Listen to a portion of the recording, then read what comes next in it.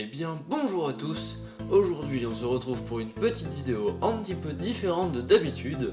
On va examiner un nouveau parc que vous connaissez tous bien entendu, il s'agit de Disneyland Paris, et aujourd'hui on va se demander est-ce que ce parc mérite d'être appelé parc d'attractions alors qu'en réalité ce n'en est peut-être pas un.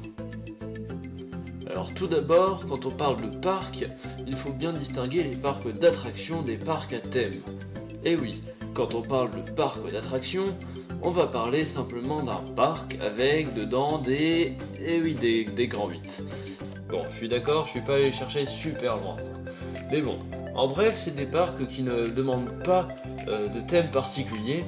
La décoration est souvent très manquante et on retrouve ce genre de parc majoritairement dans le continent américain, avec notamment une expansion énorme des Six Flags, un groupement de parcs qui présente beaucoup d'attractions avec pas beaucoup de theming. Moi par exemple j'avais fait Six Flags Magic Mountain et ils n'avaient pas compris, malgré le fait qu'ils aient des super attractions, que de peindre des montagnes russes en rouge et bleu et l'appeler Superman, ça ne suffisait pas forcément pour créer une atmosphère géniale et féerique. Et ce, d'autant plus que le coaster est situé juste à côté de Green Lantern et Batman The Ride. Pour ce qui est de l'originalité, on est proche du niveau 0.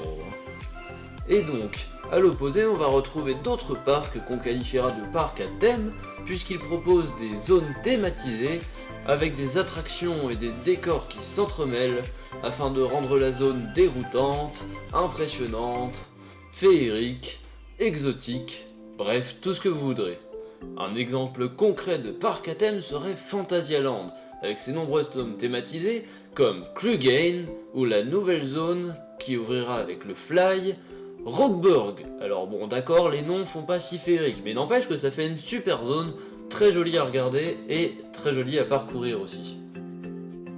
Pour ce qui est de Disneyland, on retrouve cette idée de zone thématisée qu'on appelle des lands, avec tout d'abord dans la partie sud-ouest du parc, Frontierland, une zone qui va vous plonger dans l'univers des cow-boys et de la conquête de l'ouest, notamment grâce à cette super attraction qu'est Big Thunder Mountain, ou à Phantom Manor qui vous rappellera les villes fantômes de l'ouest américain.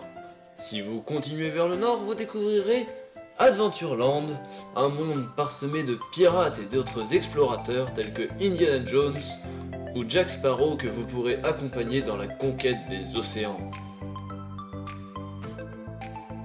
Après toutes ces aventures et ces conquêtes, vous pourrez reprendre votre souffle dans Fantasyland, le monde des contes de fées, où vous rencontrerez entre autres Peter Pan, Blanche-Neige et bien sûr cette attraction énorme qu'est It's a Small World, avec sa chanson que l'on adore tous et que je ne passerai pas sur cette chaîne cette fois-ci, car vous ne le saviez peut-être pas encore, mais la Reine des Neiges n'a en fait pas apporté la chanson la plus additive et insupportable de Disney.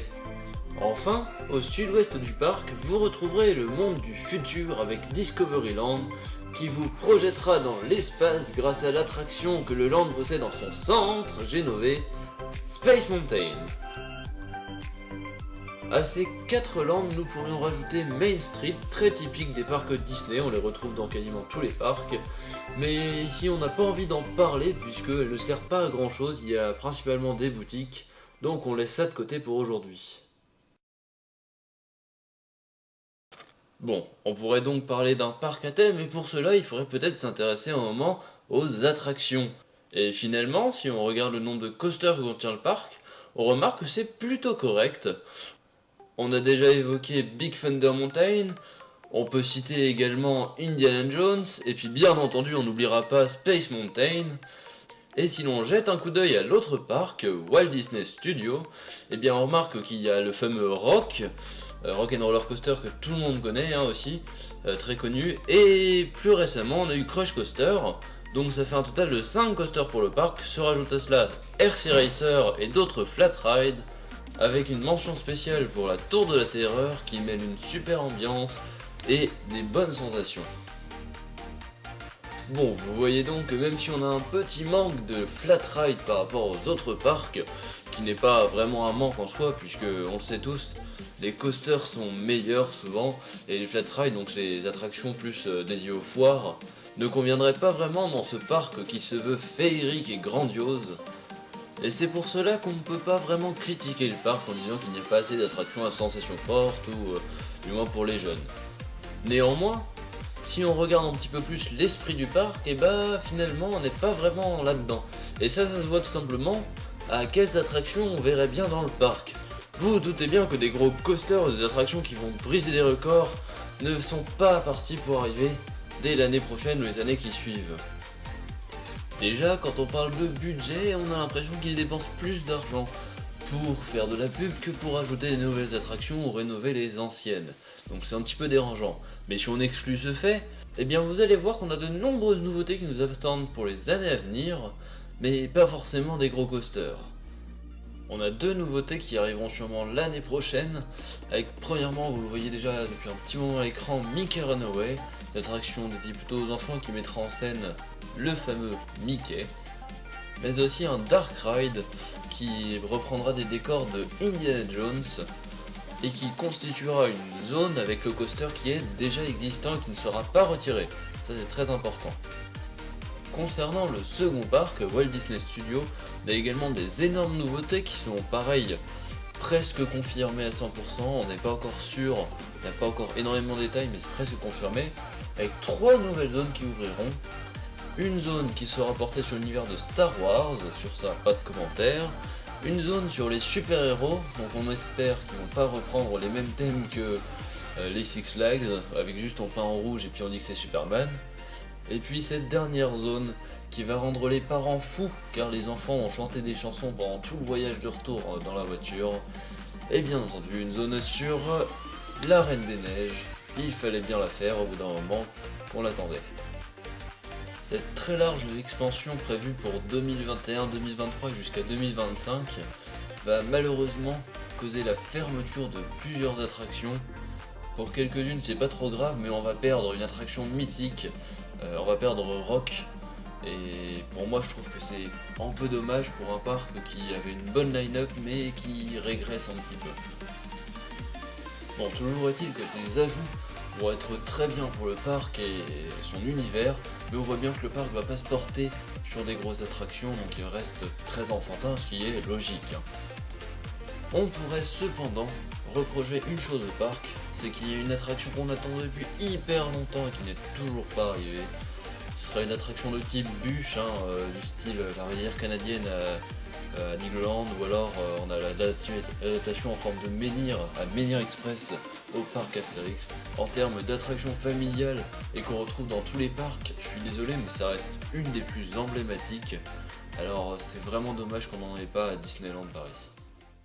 Bon, on a les attractions, on a des zones thématisées, alors au final, est-ce qu'on n'aurait pas un parc à thème? Eh ben je pense qu'on peut dire que oui. Néanmoins, pour finir cette vidéo, je tiens à aborder une dernière notion, une notion qui donne une très mauvaise image du parc et qui, selon moi, est très mal interprétée. Il s'agit en fait des files d'attente, puisqu'on dit souvent de Disneyland que c'est un parc où en fait on ne peut faire que 5 attractions à tout casser dans la journée, voire peut-être moins, à cause du monde qu'il y a dans le parc et des files d'attente qui sont interminables aux attractions. Eh bien sachez que cela est complètement vrai. Bon, en réalité le parc accueille énormément de monde, c'est le parc qui accueille le plus de visiteurs en Europe, et c'est vrai qu'il compte moins d'attractions que d'autres parcs comme par exemple l'Europa Park. Mais le problème n'est pas réellement de faire beaucoup d'attractions dans la journée, puisque ça peut se faire. Il y a beaucoup de youtubeurs qui ont fait des vidéos là-dessus d'ailleurs.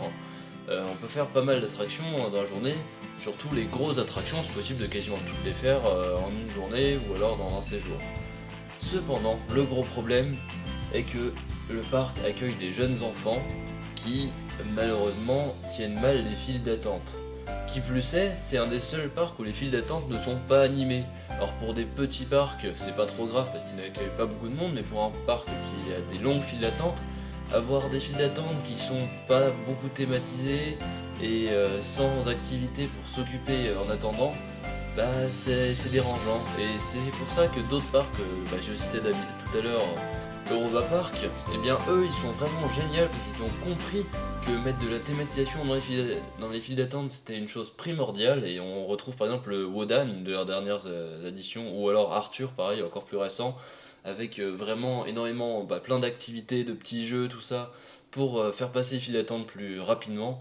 Et je pense que c'est un paramètre très négligé par les parcs, et Disneyland devrait prendre exemple sur Europa Park à ce niveau-là, pour avoir des files d'attente qui paraissent moins longues.